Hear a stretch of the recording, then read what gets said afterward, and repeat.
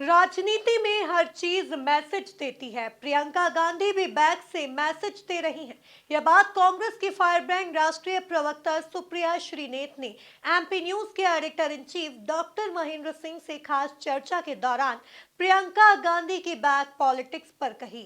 वहीं एमपी की सियासत में उन्होंने कमलनाथ और दिग्विजय सिंह का कांग्रेस का अनुभव और पीसीसी चीफ जीतू पटवारी को युवा जोश बताया है।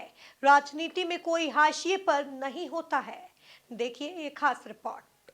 देश की संसद में जब से गूंजा अंबेडकर अंबेडकर अंबेडकर, कांग्रेस ने एक बड़ी मांग उठाई केंद्रीय गृह मंत्री अमित शाह के इस्तीफे की। हमारे साथ सुप्रिया श्रीनेत जी हैं, कांग्रेस की फायर ब्रांड नेत्री हैं। मैडम, इस मांग पर कांग्रेस आज भी अडिग है। शीतकालीन सत्र जरूर खत्म हो गया, आपको लगता है ये आग इस ठंड के मौसम में सियासी शोले भड़काने का काम? मुझे लगता है ये आग नहीं है, मुझे लगता है कि ये सियासत नहीं है, मुझे लगता है कि ये संविधान निर्माता का घोर अपमान है, अक्षम्य अपराध है। वो समता मूलक समाज के सामाजिक न्याय के ध्वजवाहक हैं बाबा साहब अम्बेडकर, और ये कहीं ना कहीं उनके संविधान की अवमानना है। ये भाजपा ने पहली बार नहीं किया, ये शायद अंतिम बार भी नहीं होगा। उन्होंने आरक्षण को बदलने की कोशिश करी लैटरल एंट्री के माध्यम से, वो सदन को खत्म करने की कोशिश करते हैं अध्यादेश के माध्यम से, वो विपक्ष को खत्म करने की कोशिश करते हैं ईडी सीबीआई के माध्यम से, विपक्षी सांसदों के माइक बंद कर देते हैं, टीवी हटा देते हैं। तो ये पूरी एक सतत प्रक्रिया। इनके पुरखों ने बाबा साहब के पुरखे जलाए थे, आज वो बाबा साहब के नाम पर भद्दी टिप्पणी कर रहे हैं। इनके पुरखों ने संविधान की प्रतियां जलाई थी, आज वो संविधान को बदलने की बात कर रहे हैं। तो मेरा अपना मानना है कि जो अमित शाह ने किया है वो अक्षम्य अपराध है, उनको उसके लिए माफी मांगनी चाहिए और अपने पद से इस्तीफा देना चाहिए। लेकिन बजाय उनसे सवाल जवाब किया जाए, बजाय उनको सजा दी जाए, नरेंद्र मोदी उनके बचाव में कूद पड़े। ऐसा क्या है जो आप अमित शाह को बचाना चाहते हैं? क्या अमित शाह ने जो गलत किया उसकी सजा उनको नहीं मिलनी चाहिए? और अमित शाह का बचाव करने वाले जो लोग हैं और जो उनके खिलाफ खड़े हैं, उससे एक चीज साफ हो गई है कि बाबा साहब के साथ, संविधान के साथ कौन खड़ा है और बाबा साहब के विरोध में, संविधान के विरोध में कौन लोग खड़े हैं। देश में जो सियासी घटनाक्रम है उसको सियासी ड्रामा भी बताया जा रहा है। 2 सांसद अस्पताल में भर्ती हैं, घायल हैं। आरोप है कि राहुल गांधी जी ने धक्का दिया। असलियत क्या है, वास्तविकता क्या है, और कांग्रेस फ्रंट फुट पर आकर जवाब क्यों नहीं दे रही? कांग्रेस बिल्कुल फ्रंट फुट पे आकर, कांग्रेस फ्रंट फुट पर खेल रही है, इसीलिए तो 2 लोग अस्पताल पहुंच गए हैं, ये बताने के लिए कि कितना बड़ा स्वांग रचा गया, कितनी कवायद की गई। देखिए, ये सारी बेवकूफ़ी की बातें होती हैं। 100 बात की एक बात है, दूध का दूध और पानी का पानी हो जाएगा। सीसीटीवी फुटेज रिलीज कर दीजिए।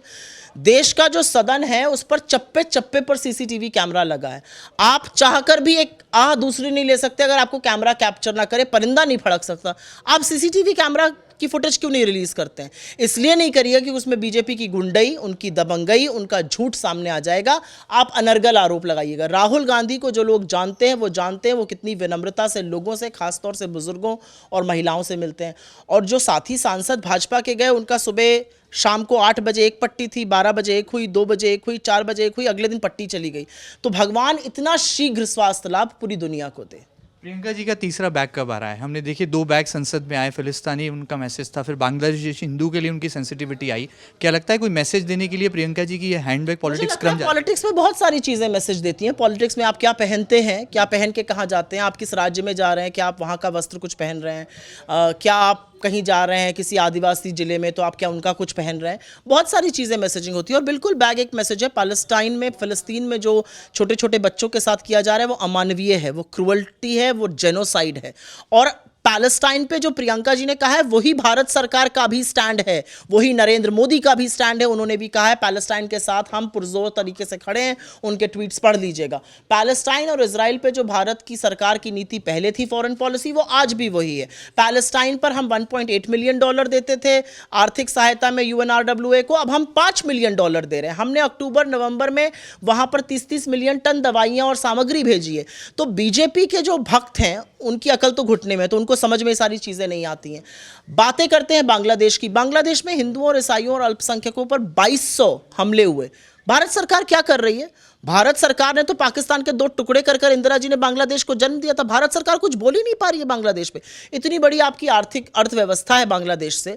बांग्लादेश आपके लिए कितनी सारी चीजों पर निर्भर है। आप बांग्लादेश को भी लाल आंख नहीं दिखा पा रहे। चीन के सामने तो चलिए आपकी बोलती बंद हो जाती है, आंख मूंद लेते हैं। बांग्लादेश को तो दिखाइए। एमपी को हिंदुस्तान का दिल कहा जाता है। यहाँ पर कांग्रेस लगातार हाशिए पर है। चुनावी हार के बाद लगातार कमबैक की कोशिशें चल रही हैं। आप कितना संतुष्ट हैं एमपी कांग्रेस के वर्तमान परफॉर्मेंस? राजनीति में कोई कभी हाशिए पर नहीं होता है। जब बीजेपी के 2 सांसद भी थे लोकसभा में तब भी वो हाशिए पर नहीं थी, वो विपक्षी दल थी, और आज जब उनके उससे कहीं ज्यादा है तब भी हाशिए पर नहीं है। राजनीति में कोई कभी हाशिए पर नहीं होता है। राजनीति में कौन सा मुद्दा कब जनता का मन लुभा दे और कब जनता उस मुद्दे पर विमुख होकर वोट डाल दे, ये कहा नहीं जा सकता। मुझे नहीं लगता बिल्कुल हाशिए पे। मुझे लगता है कांग्रेस इस समय बहुत संघर्षरत है। मुझे लगता है कि हमारे नए अध्यक्ष जो जीतू पटवारी जी हैं वो सतत संघर्ष कर रहे हैं। तमाम साथी हमारे इंदौर में और हर जगह संघर्ष कर रहे हैं और संघर्ष के आगे सफलता है। मेरा अपना मानना है कि कांग्रेस का जो जज्बा है, कांग्रेस का जो डीएनए है, वो संविधान के लिए है, वो संघर्ष के लिए है, वो अन्याय के खिलाफ है, और इन सब चीज़ों से बीजेपी को दिक्कत है। अब लेकिन राजनीति में ये परिवर्तन आ गया है कि अब आपका विरोधी नहीं, आपका दुश्मन बन गया है। तो उसके पीछे आप ED, CBI, income tax, police प्रशासन सब कुछ छोड़िएगा, लेकिन जो अंग्रेजों से नहीं डरे वो आपके जिलाधिकारी या कलेक्टर से डर के घर बैठ जाएंगे। एक आखिरी सवाल, एक नया चैप्टर हम देखते हैं कि पीढ़ी परिवर्तन राजनीति में देखने को मिलता है। बीजेपी बहुत जल्दी ट्रांसफॉर्म करती है, कांग्रेस थोड़ा टाइम लेती है, डिले करती है। मध्य प्रदेश की बात करें तो कमलनाथ, दिग्विजय सिंह जैसे बड़े कद्दावर नेता हैं। नई पीढ़ी आगे आ रही है लेकिन पुरानी पीढ़ी का वो सपोर्ट और वो समर्थन नहीं मिल पाता है। इसके पीछे क्या वजह आप नहीं, मानते मैं आपसे बिल्कुल भी इससे आपसे मैं आई डिसएग्री विद यू, और इसलिए डिसएग्री करती हूँ क्योंकि मुझे नहीं लगता कि 75 साल के होते ही आपको कोमा में डाल देना चाहिए।